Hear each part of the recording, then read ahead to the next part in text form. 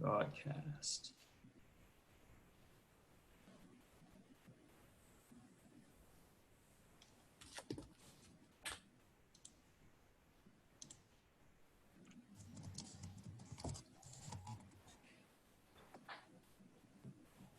All right, just giving everybody a chance to get their audio sorted before we kick off here.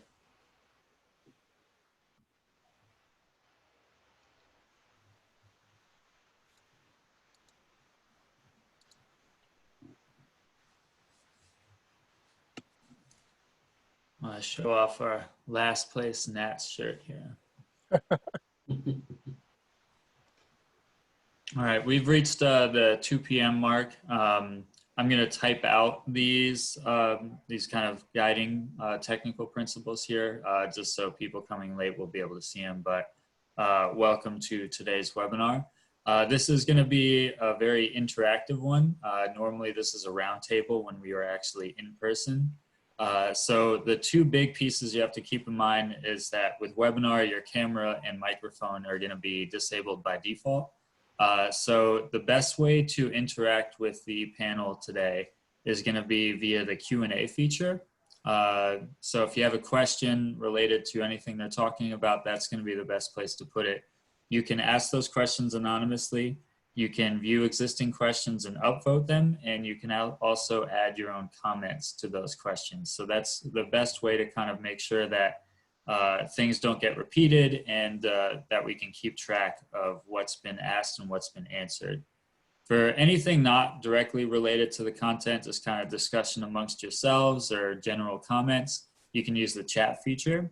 Just make sure, it's defaulted to just send to the panelists. So if you want everyone to see what you're typing, you're going to want to select all panelists and attendees from the chat drop-down option. So without further ado, I want to hand it off to Patrick to get us started. Thank you, Mike, and welcome everyone. It looks like we have almost 30 people joining us so far, and I'm sure those numbers will climb a little bit. So welcome to the AACRAO SPEEDE Committee discussion for improving business continuity for electronic transcripts. As Mike said, SPEEDE typically offers programming at AACRAO Annual, Tech and Transfer, and other regional and state meetings. And we're used to both presenting formal presentations like we did last week in kind of a presentation webinar format. And really, we also try to be your best friends when it comes to electronic transcripts. So this is the part of the conversation where we hope to just kind of roll up our sleeves, get some information from you, answer your questions, and really help you work through whatever's challenges or considerations on your campus that are going on with electronic transcripts. So we're going to make this session about you. Obviously, as the title of the session implies, with the COVID-19 pandemic, a lot of our operations and campuses have been transformed over the last 6 months. We're looking very closely at business continuity, serving students in a different way. And so we feel that electronic transcripts, EDI, XML, PDF transcripts can really help play an important role as we move forward through this pandemic. So if you haven't already been discussing them and looking at what you're doing or considering doing more with electronic transcripts, I think now is a great time for you to do that. So welcome, and we hope that you'll find that you have access to some really great resources through SPEEDE. We're here to help you and support you in all that you're doing. Before we kind of start asking some questions to understand where everyone is at and what you hope to get out of this webinar, please allow me to have my colleagues introduce themselves. Let me just say before I turn it over, I'm currently the Associate Vice President at Hartford Community College in Northeastern Maryland. And then I formerly was at University of Maryland Global Campus. I have over 10 years experience working with EDI and PDF transcripts, a lot of work in the OCR, optical character recognition space as well. Now at Hartford Community College, I'm doing a lot of work with our feeder high schools and trading data through XML. So those are some of my experiences and background that I bring to the table. looking in order of the videos on my screen, I'll turn it over to Sue Reyes to introduce herself. Good morning or afternoon, depending on where you are. My name is Sue Reyes. I'm an analyst programmer at San Diego State. I have been working there for over 18 years and been working with electronic transcripts in some form since the beginning. So I've had a lot of chances to look at EDI, work with EDI, a little bit with XML, and a lot with PDF when that came along. So hopefully you can learn something or ask some good questions that we can help you answer. Thank you, Sue. Jeff? Yeah, hi, I'm Jeff Elliott, and I manage enterprise data warehousing and reporting for the University of Missouri system, supporting the 4 universities within our system in the state of Missouri. I do currently do a lot of work with electronic data exchange, and my past career before I joined higher education was primarily in the field of electronic data exchange for public health. And I've kind of brought that with me. I'm more of a, on the technical side than on the practitioner side, helping to support and develop the standards as opposed to actually implementing. Okay. Great. Thank you, Jeff. Joey? Hi, I'm Joey LeConte, Associate Registrar of Technology, Communication, and Data Reporting for the University of Colorado Boulder. I'm one of the newest members of SPEEDE on this particular call, but myself and another one of my colleagues at University of Colorado Boulder have been a part of a statewide grassroots initiative in Colorado to get electronic data exchange going. So although I'm fairly new to the topic and still immersing myself in trying to learn, can share some of my experiences with that statewide initiative, as well as I have a technical background with structured data, business process automation, and some familiarity with XML. Been at the University of Colorado for about 20 years. And I will say just anecdotally that the roundtables have historically been one of my favorite sessions for SPEEDE. Just sort of the nature of getting to learn more about my peers on the committee and some of their stories and how they went about implementing electronic data exchange, but also interacting with the community. So I'm appreciative of being here. Great. Thank you, Joey.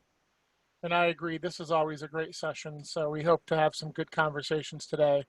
Last but certainly not least, Matt. Hi, I'm Matt Bemis. I work with USC. With regard to EDI, we implemented in early 2010 and have never looked back.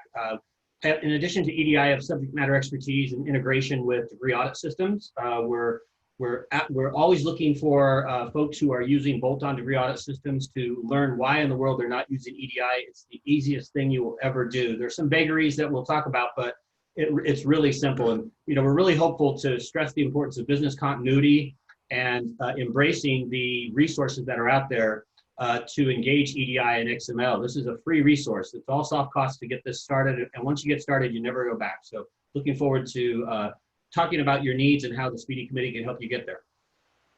Great.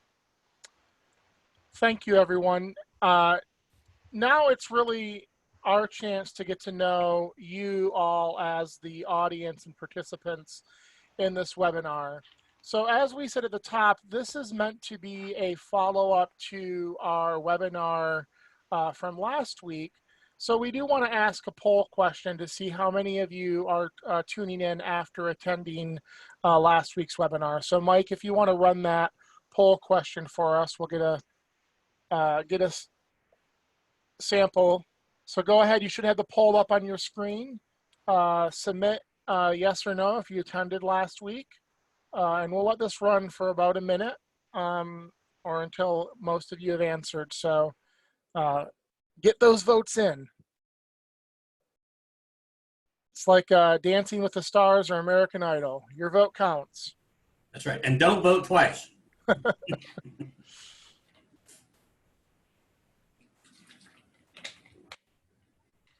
All right, we should be wrapping up. Just if you haven't voted, now's your time. And if you didn't attend last week's webinar, that's perfectly okay. This is meant to be another opportunity to get to learn more about EDI and electronic transcripts. And the poll results have been shared. I'm not sure if everyone sees them, but they are on my screen. And it looks like about 40% did attend last week and 60% did not. So a good number of you were at our webinar last week, but the majority of you were not, and that's fine. So with that in mind, if we were in person, we'd go around the room and ask you to talk a little bit about yourself, your institution, what you're hoping to get out of the roundtable discussion. We're going to try to mimic that with some questions that you can answer in chat. So on the screen here, we have 3 questions. Let's just go one at a time. Can you put in chat what you hope to get out of today's webinar? What is the 1 or 2 things that brought you here today, and what can Speedy help you with? Go ahead and put that in the chat so we can all see it, and then we can start to discuss it. And when you're responding in chat, if you could also maybe just list where you're from, what institution, any other quick information to help us get an idea of who you are and what your hopes and dreams are.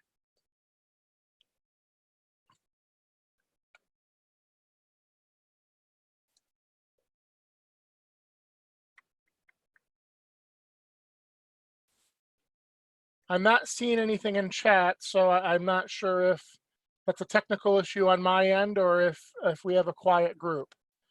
So Mike, can you just confirm to me, do you see anything in chat? Currently, I do not see anything in chat. Okay. Well, again, we are trying something a little bit different for a webinar platform. We do hope to be a little bit more interactive and less linear in our presentation.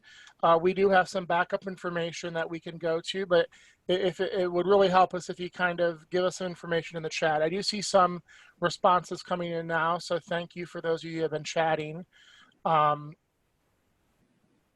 So we have Wayne. He's from IT and interested in to see what you can offer from a degree audit perspective. And then he also added knowledge benefit equals not having to be in person. Laura from GCCD. So Matt Bemis, I know you have a lot of experience with degree audit perspective. Anything that you would say in response to Wayne, who's just looking to get a better understanding of electronic transcripts and degree audit integration? Sure. As I mentioned in the opener, a degree audit integration is really one of the simplest things you'll ever do with regard to EDI or XML. The mapping, if you've ever used any OCR or other types of processing, you've already done the mapping. The mapping is really basic for course level information. You're talking about semester, course ID, units, and grade and title. That really is the mapping. Dealing with duplicate transcripts and things like that, you have to set up a little bit of programming for that. But some of the advantages that you'll have in setting up this this type of implementation is that it's a one and done. It really is something that's very easy to do. And in doing that and setting it up, you'll actually enable yourself to catch instances where grades have been changed on various transcripts because a subsequent transcript has come through. The data loading is airtight, meaning that there are no data entry errors. For that reason alone, it's a reason to go there. We're going to talk about resources down the road here about who's trading actively around you or within your state. And if you have any measurable volume and you have a degree audit system, it doesn't matter which degree audit system it is. It can be a built-in Banner, PeopleSoft, it can be a College Source bolt-on or DegreeWorks. They all operate the same way. And by the way, if you're not loading your courses in your degree audit, it's identical to loading it into your student information system. You're really looking at those 5 elements. So it's really easy. And we have lots of people on this committee who would be willing to not just take time out of their day to help you, but to show you how we do it. And so If you're using this, there's no reason not to go after your top feeders to show them what the benefits would be. And so lots of schools do this. Many of the vendors in the space offer an implementation option for EDI and XML for some of the big ERP systems. And so that's already built in. So this may be something that you may already have access to. You just don't know it. And, you know, in the age of COVID, you know, we're in week 30 on lockdown, and EDI has saved our butts. Absolutely. So it's been it's allowed us to provide the service without having to go to campus to do this work for the vast majority of undergraduate data. Thanks, Matt. A couple other people have introduced themselves. I want to go to Ian with Holy Family University. Ian writes, we currently use only PDFs and then we print it. And I think a lot of us have been there before. So we understand the pains there, Ian. Holy Family would like to increase our use to actually do electronic ingestion, no printing. I think I'm going to call on Sue because I know Sue does a lot of work with their feeder schools in San Diego State University and has really tried to tackle this problem. Sue, do you have any advice for Ian?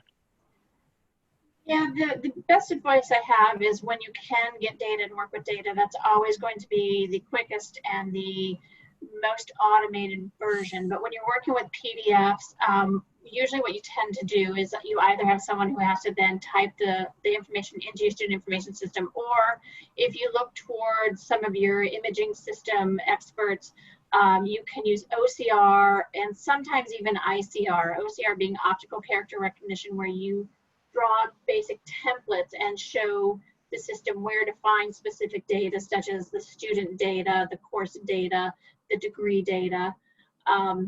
ICR is newer, intelligent capture, and it has been successful to some degree.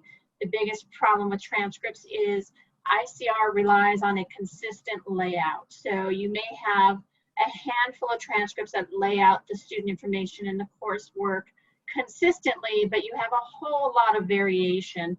So although a lot of companies right now are trying to tout the ICR or intelligent capture, it really does get difficult when you're dealing with 100 different layouts for a transcript. But OCR, once you've learned how to use the imaging system and to draw those templates, it's been very, very reliable. We learned that early on, once you've got those templates down, your error rate of courses going into the system really decreases significantly. So we do a lot of OCR.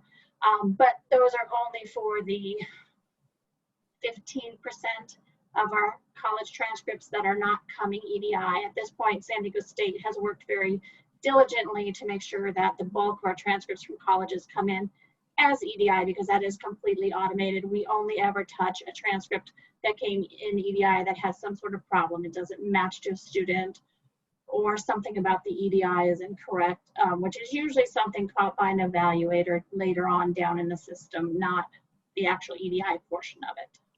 Great. Thank you. Just a little bit of housekeeping now.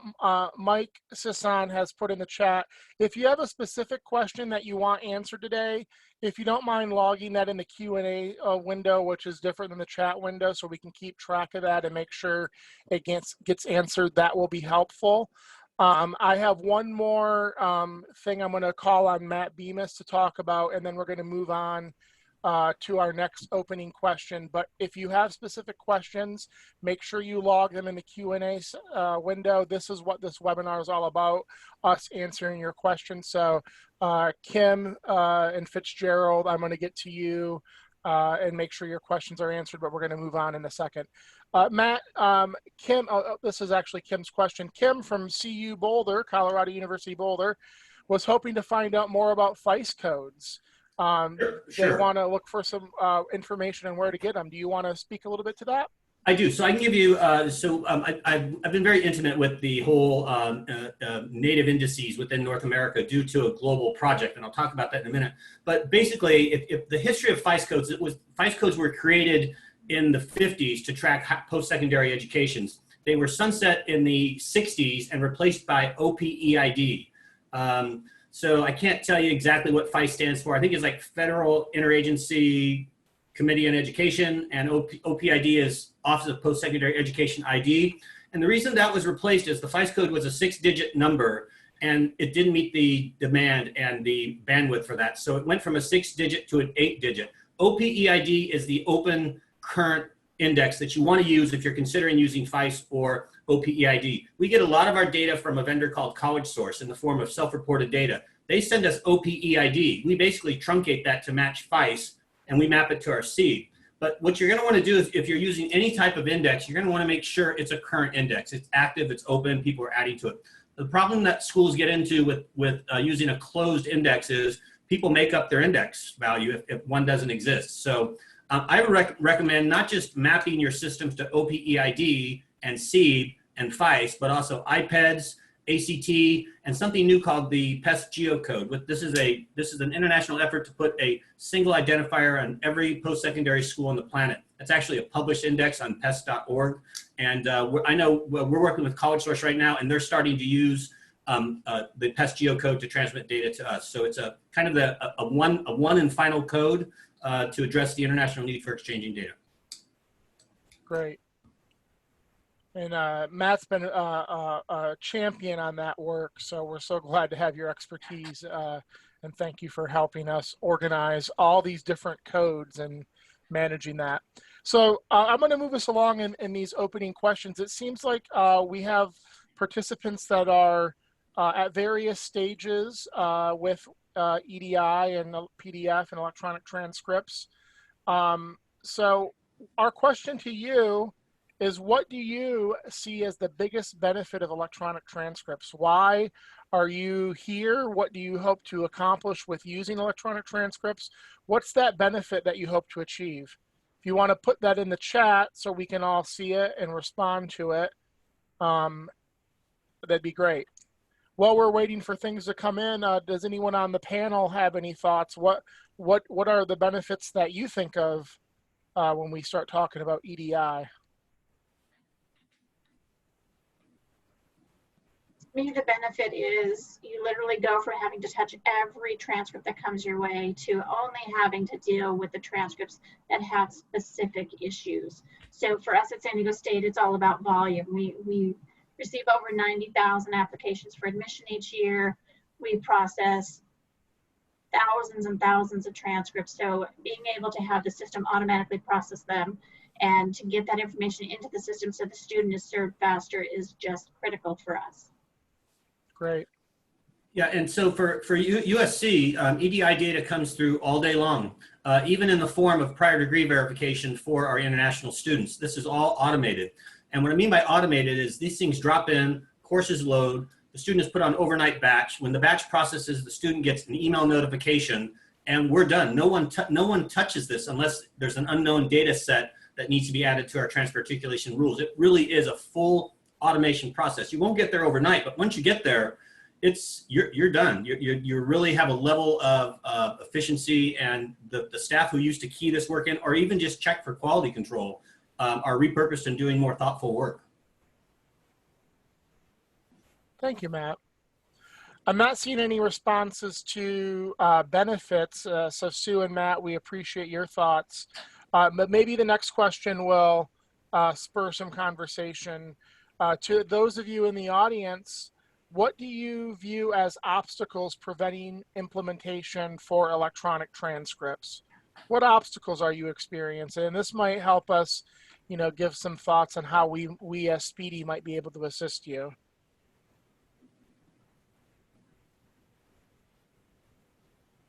Well, I see my friends at Gross Mountain Queen Maca Community College District are looking for people with experience to help them, because all of their people who set up the EDI for us at SDSU have left. So that is definitely something that we can talk about more offline, and I am definitely willing to help with, to try to figure out how to get you guys sending to anyone and everyone that you can, as well as receiving possibly. Great, thank you, Sue. I believe that was in response to Wayne's question, correct? And correct. that opens a good obstacle, I think, from the work that the Speedy Committee has done and from most of our personal experiences. EDI and EDX transcript, electronic transcript trading in general seems like a very complex beast, and there are elements of it that are complex.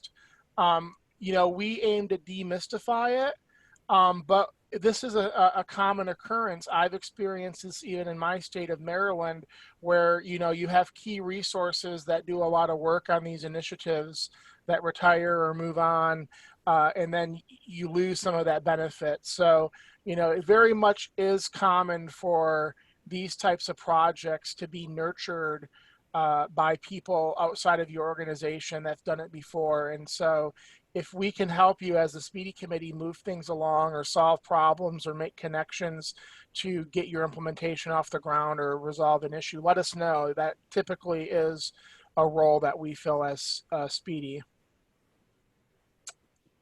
All right. So we do have a question. We have one question in the Q&A. Yep, I just saw that come in. So the question is, for your processes, do you notify the student when a transcript has been received and updated? If so, what do you do if the student has more than one institution? Do you notify them each time a hold is sent? Or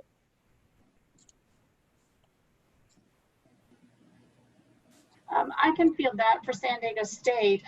We don't push a notification out to the student for each transcript that is processed, but in their web portal, the students can see what transcripts we're holding for and what transcripts have been received. So as soon as the next morning, they can see that, oh, my transcript from institution 1 is in and it's done, but I'm still waiting for the other institutions to send the transcripts or for those transcripts to load to San Diego State system. So we present the information for them, but we don't push it out to them. Yeah, and for USC, think of it again as the workflow. When something comes in, whether it be an operator keying something in or an EDI or XML transcript coming in, that student is automatically loaded to overnight batch. The very moment the transfer credit report finishes updating and writing to the web, the student gets the email notifying them that an updated transfer credit report is available. It doesn't really specify what's new or what's changed, but it says an update is available. Great. Wayne, who introduced himself earlier, has a question. I'm sorry, I think Wayne goes by Asthma. Do you have a flow chart on how data flows between systems? How many hours of dedication were required from IT staff? I don't know, Jeff, is that maybe something you want to take a crack at? Sure, I can take a first stab at it. I think so. From an IT perspective, the implementation, one, it depends upon your system, whether it already supports EDI and or XML. One of our members has worked with schools in the past and has implemented EDI, I believe it was in Banner, in about 2 weeks, and it was him and one other person just using the manuals. And I say it depends. Again, first, is it already built into your system? If not, it's going to take some programming resources to program, to read the EDI or to process XML. But again, in all of those cases, with it being standardized data, it should be a relatively quick turnaround with just a couple of dedicated resources.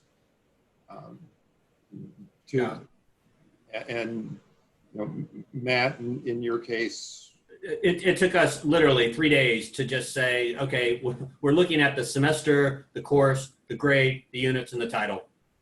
And so dealing with the vagaries of that, what do you do when you get duplicate data? That's what's going to take all the time. But the initial mapping of the data and putting the data in, If you have a bright programmer looking at that EDI guide and any of the Speedy committees sending you something, they're going to parse that file and they're going to load it before they go to lunch. And then I think, Matt, you make a good point there. There becomes a lot of functional or business decisions, or maybe I will even say registrar decisions that come in the data. So how do you want to handle certain scenarios, different semester types, repeat grades, no grades? So there's a lot of business logic that gets wrapped up into it in addition to the parsing. So that is something to keep in mind. But as for the IT load, that's a little bit separate. Right. The IT load is a lot lighter than the business process and the mapping. The thing to remember is once you map a transcript, you're done with that transcript. It's a one-time process. You're not articulating the same courses every time a transcript from a feeder school comes in. Once it's mapped electronically, it's done. The next time that course comes in on a transcript, it automatically maps. And that is the beauty of doing it. But that mapping, Sue, Matt, Joey, I think is really the part that takes a lot longer than just the raw IT part of it. Yeah, so and this is where the Speedy Committee can really help you with to say, what do you consider your best practices? I'll give you a great example. We pass in registered credit. We don't care what the earned credit is at the school, meaning that we're going to articulate the course as a transferable or not, and based on our repeat rules, we're going to engage that. So there are some schools who recognize academic clemency. We don't. So looking for those flags, all those flags are there on the EDI file. But if you don't recognize all of those types of things and you're just processing registered credit, this is a walk in the park.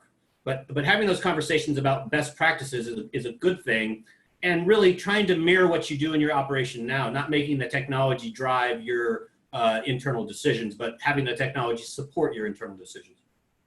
Yeah, and if you take that one step further, I mean, actually getting it going and either exporting it or importing it into your systems does not take much time at all. I did, however, work directly with our transcript processing unit for a couple of years, and I will say that I spent probably a year just looking at their processes, seeing how EDI would change those processes, and then writing new processes and workflows so that they can better handle whatever exceptions are coming out of the EDI. We have certain institutions where we basically set up our degree audit table strangely. It was, the first couple institutions we set up in our degree audit table. So there are certain things that don't flow quite right into the degree audit system, and I wrote a lot of jobs to capture those transcripts as they come in, so that the staff knows to proactively fix those transcripts or those idiosyncrasies that we have, so that the evaluators don't run into any strange data down on their end. We do it all proactively now. So I did work up in that area for several years, and I would say probably the first year was really just learning the processes, learning how EDI could change that from touching everything to figuring out what are our system problems that we have to go back and have someone proactively fix, change, adjust, so that it flows smoothly from the minute it's actually on the student record. That's very helpful. I also pulled up to Asma's question about IT workflow and load, and it is very hard for us to answer exactly what the workflow and system integration is going to look like. But depending on your student information system and your other tools, you may need a utility to decode EDI and parse that data. So there is a free Java utility called Quick and Easy. The screen shows the speedyserver.org website, and under the resources, there's a link to it.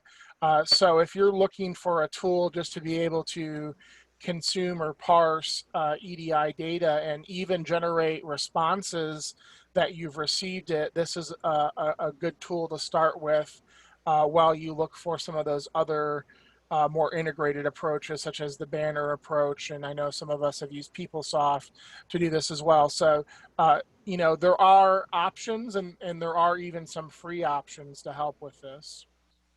I'm going to move on to the next question unless anyone else has anything to add. I was going to add a little bit to that. Sure. Thank you, Joey. Yeah, I think one of the other things that was really beneficial to us, because part of my interpretation of Asma's question is like, how do I get started? How do I like start mapping what's going to be needed? Is engaging with your vendor. If you have a transcript vendor, they may be able to help navigate that with you. And then as Patrick was pointing out, there are various resources online. So the Speedy server is one, the PESC site is another. And then on the slide prior to this, this committee has actually put together sort of a primer or a getting started guide. And that's available through the AACRAO bookstore. And it does sort of help with like that big picture view as well as some basics for the data exchange. Yeah, that's great, Joey. And I'll be sure to tab through our resource slides too as time permits. Can I just add, Sure. I see specifically Grossmont-Cuyamaca Community College District is looking for flow charts and or data flows. I can definitely get you something after this. I know I have some flow charts. They're fairly old, so I probably would want to look at them and make sure they're up to date. And I can definitely send that out to you. I know I have Laura and Wayne's emails. And I went back a couple of slides. You'll see on the slide there's speedy@acro.org. That's our email address, and it goes to all 10 members of the Speedy Committee and a few others. So speedy@acro.org is a great way to get a hold of us. If you're looking for specific resources or have follow-up questions after our conversation today, please reach out to us. All right. I got one other question so far. Before I read the question, just a reminder to all the participants, if you have questions that you want answered or, you know, feedback that you'd like to hear from us, please use the question and answer box in Zoom webinar so we can respond. And we'll try to answer as many questions as we can, and we'll wrap up by sharing some additional resources to help you get started on your next steps. So an anonymous attendee asked, at what point or student status do you process transcripts? I'm sure that's going to vary across all of us. I will say as a community college, my institution receives transcripts as students are applying and matriculating, and we will do a transfer credit evaluation early in their first semester typically. Patrick, can I throw a curveball at this question? Yeah. So USC engaged, and for those of you who don't know who CollegeSource is a premier provider of course level content for schools in North America, specifically the United States. And we just launched a pilot service with them in April that allows our prospects, our prospective transfer students, to self-report transfer data in a machine consumable way. And the reason we engage that is because what we want to do, and it relates directly to this question, what we want to do is we want to get as much course data in early on to see which courses are missing from our data sets. And we do that by controlling with the grade that's transmitted. But the reason we do that is because we're very late in the game. Once a student commits to USC, it is at that point we load the transfer work. And that can be have a very short window from the date of commit to the date of orientation. And so if we don't have that data evaluated thoroughly, we're really up against the 8 ball, and we always are. We're always late. And the fact that we guarantee a fully articulated transfer credit report at orientation makes that almost impossible for our team. So having the ability to have students self-report data, tell us where they went, load it as self-reported data, and knowing that we're just overriding the coursework with the valid grade when we get the official document has been a game changer for us. We invited 8,200 kids to do that, and a third of them took advantage of that within 3 weeks. So without EDI, not possible. We would never have gotten there. So really was again, it was a pilot that was met our needs beyond measure. We had no idea COVID was coming, and with COVID, we lost our terminals and our buildings, and And our staff were entering this data as what if to make sure we were ready for students in the orientation. Yeah, San Diego State, we do the same thing, very similar to what Matt is doing. We do a lot of student reported data, but we do wait for the transcripts to back it up. We also, because we have EDI capability and we have an imaging system that can render an image of that EDI and can do workflows, a student or an applicant can actually send us a transcript before they are even in our system. And our imaging system will take that EDI and we'll do a daily check. Do I have a student that matches this yet? So we'll get transcripts from applicants 2 weeks before they actually apply, and those transcripts will then be matched to the student as soon as that application comes into our system and will be processed that same night.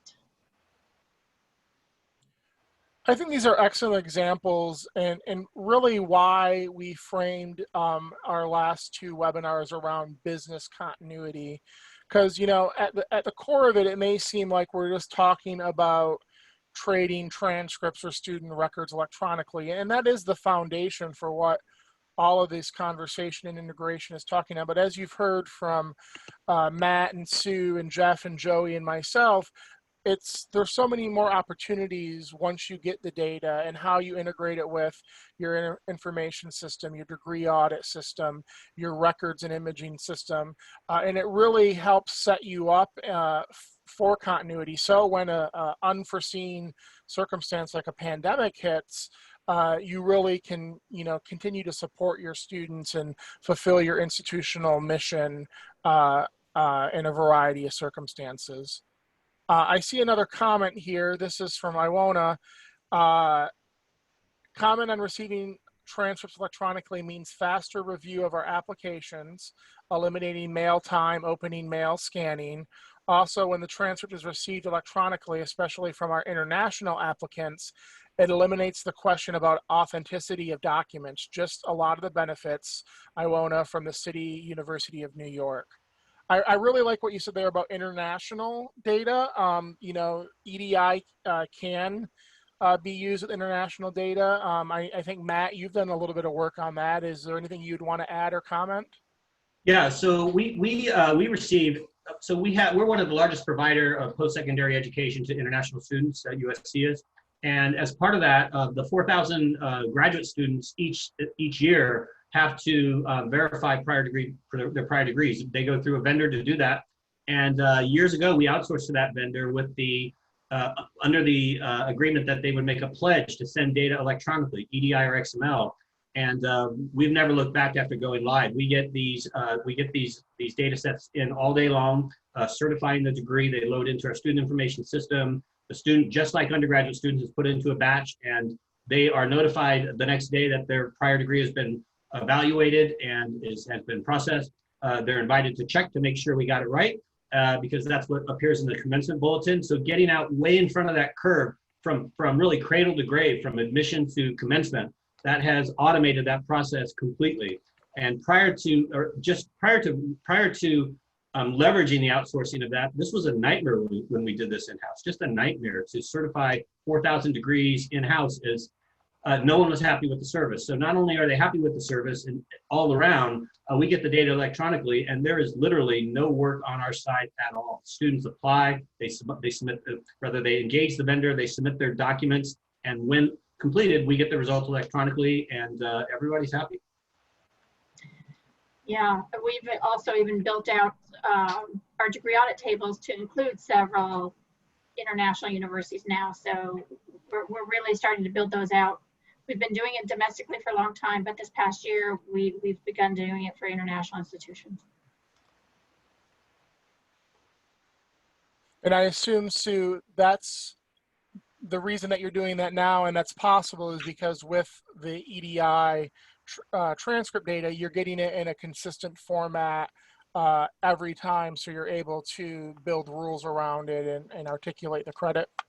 Right, it's consistent, and we know the source of it. We know that it's authentic, so we're confident in building out those tables and trusting the data that's coming into us. Yeah, that's awesome work.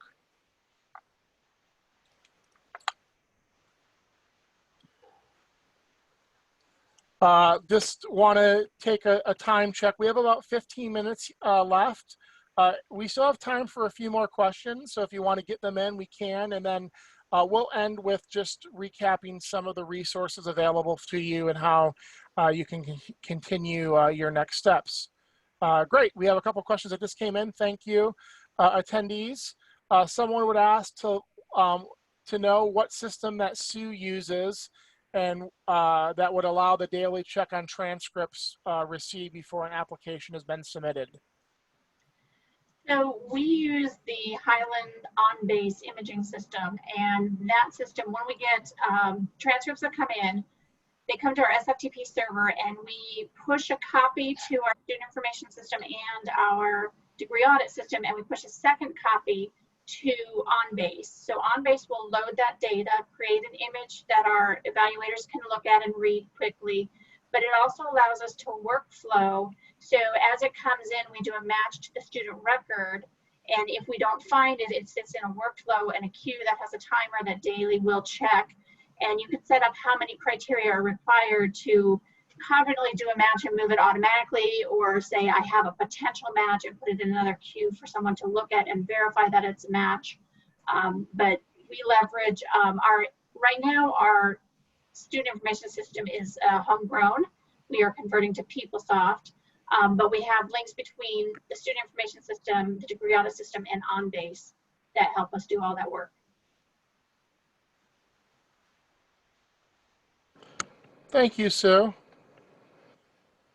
I'll just use this as a brief period to talk about some of the work that we've recently done at my college. Maryland is a unique state in that the community colleges and the public high school districts are typically organized by county, which means there's one community college and one public school district per county, which makes partnerships a little easier than some of my peers who are dealing with, several feeder districts.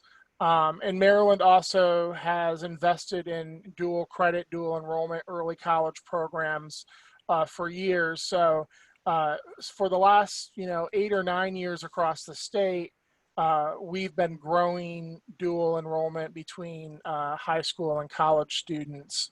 And as you can imagine, getting the data back and forth from the high school to the college in a timely manner can be challenging, particularly with different academic calendars, different systems, different rules and regulations. So we've been working with our local K-12 district to exchange data of students who are applying to be dual enrollment students using XML. Unfortunately, we decided not to opt for the PEST XML open standard. We used a proprietary standard, but we're using XML to get data back and forth between the two districts so students can timely apply and then register for their classes. And we also still receive PDF high school transcripts through the Naviance and Parchment systems, but we're kind of building a good ecosystem to really support those initiatives. It's a strategic initiative for us, and we hope to grow our dual enrollment significantly over the next decade with our feeder school, and we couldn't do that without this type of data integration between the two systems. I don't see a lot of questions to the panel before we kind of wrap up by looking at other information and resources available. Does anyone have anything they want to add or say to the group? So I would just add that if you are a member of the registrar's office and you really want to make a mark in this, find feeder schools, or if you're a feeder school, find a school that's consuming your data, and find someone in IT that has a sympathetic ear for sending this data out. You do need someone in IT to be your champion, or it will take forever. And so, getting the information from the SPEEDE Committee about costs and benefits of doing this, the reduction in cost by not sending out paper, the expectation of what it would take to build an outbound. It takes much longer to build an outbound than process an inbound. We will admit that. but you can start as a grassroots effort by just building this out and exchanging it. Maybe not even using data integration, using the quick and easy software to render the document and show people that this does work.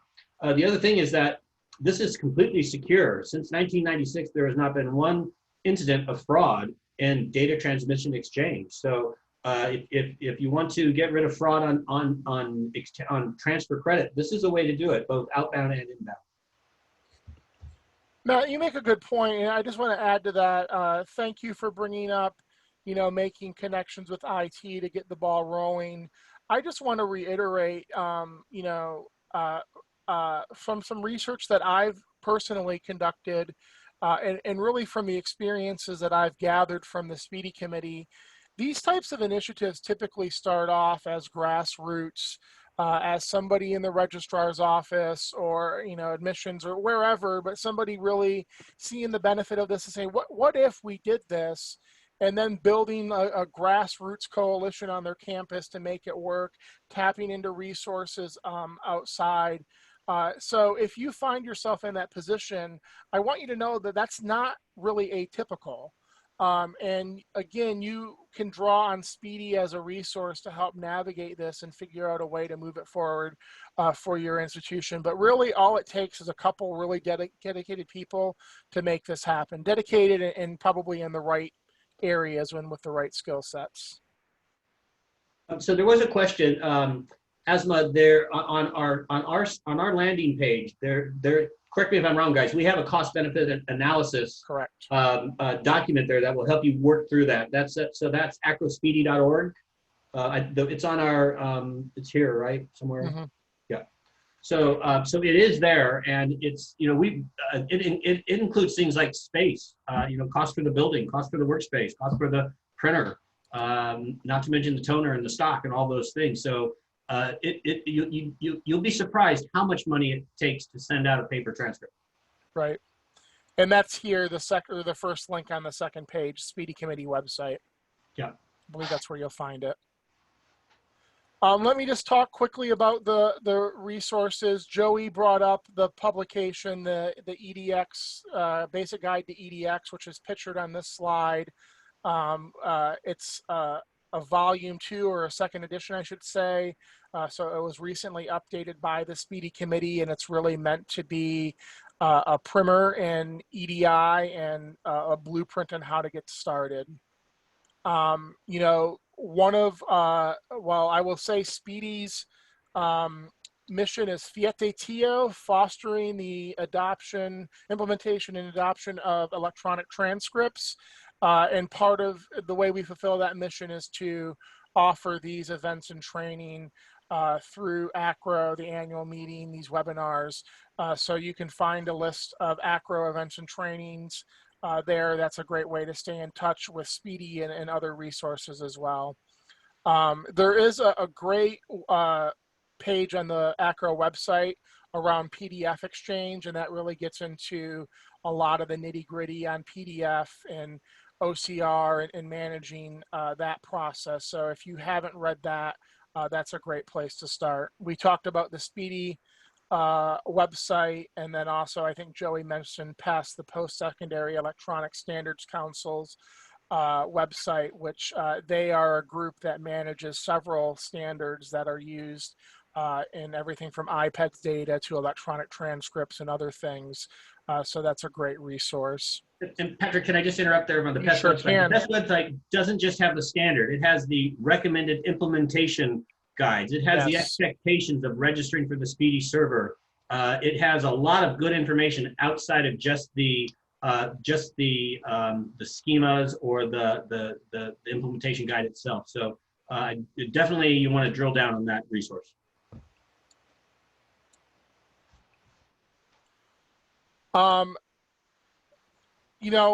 One of the things that we'll just briefly end on, because we've covered a lot of ground today, but we've talked about a lot of different things. We've talked about EDI, we've talked about PDFs, and I know that it can get a little confusing just to get a grasp on all the different types of electronic transcripts available in the standards and which way to go. So one of the things that SPEEDE has done is worked with the AACRAO research team, Dr. Kilgore and others, to really, keep tabs on what we're doing and where the standards are. So this is from a 2019 survey. I think it's 2018. That's probably a typo on my part. I'm sorry about that. But anyways, this is a couple years old. But you see that, well, paper is still king. Most of us are still using paper. That's not surprising. You'll see that PDF is in second place. And then EDI for sending and receiving is in third place. And XML is the lowest adopted standard. One of the things that we monitor at SPEEDE is just how well EDI is being adopted across North America and XML. And we noticed that the EDI numbers have been kind of plateauing over the last decade or so. So, we really are EDI supporters. We see the benefit of it. And, through presentations like this, we hope we can get more of our peers to use that standard in conjunction with PDF, because I think we all realize that there's benefits to that process too. But, to get to some of the level of integration that we've talked about today really requires having the EDI, the data that EDI provides. And then, some people have never used or stopped using the standard. So here's some data that shows that as well.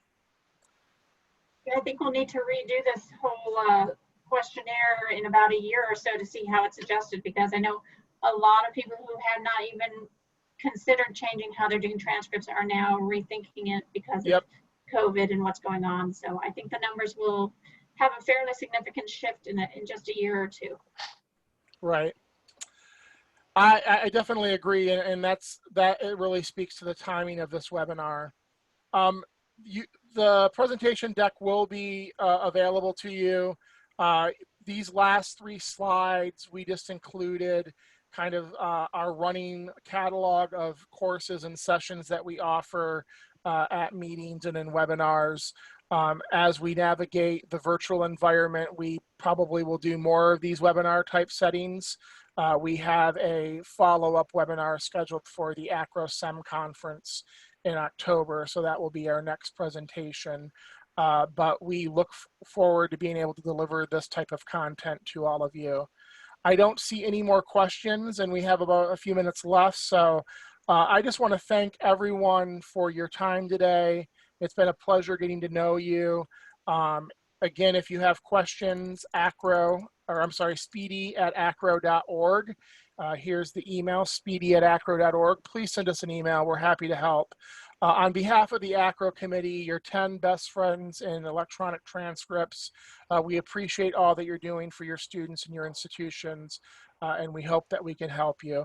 I will just ask the panel, does anyone have any closing thoughts? And if not, we can turn it over to Mike. Get busy exchanging data. Get busy, and we're here to make that happen. That's right. Mike, let me turn it over to you to wrap up the session. Hey, thanks guys. I appreciate your expertise, and I know everybody that joined today really appreciates the work that you guys do with, helping get everyone up to speed on electronic data exchange. And as you said, Matt, I don't know if I could really top that. The only thing is to just look out for future webinars. We've got one tomorrow on digital accessibility best practices, but throughout the month of October, I think between coffee talks on Fridays and webinars and a slew of other things, there's going to be plenty of ways to connect with experts and with your colleagues. So stay tuned and have a good day. Thanks, everyone. Thanks, everyone. Stay safe. Safe.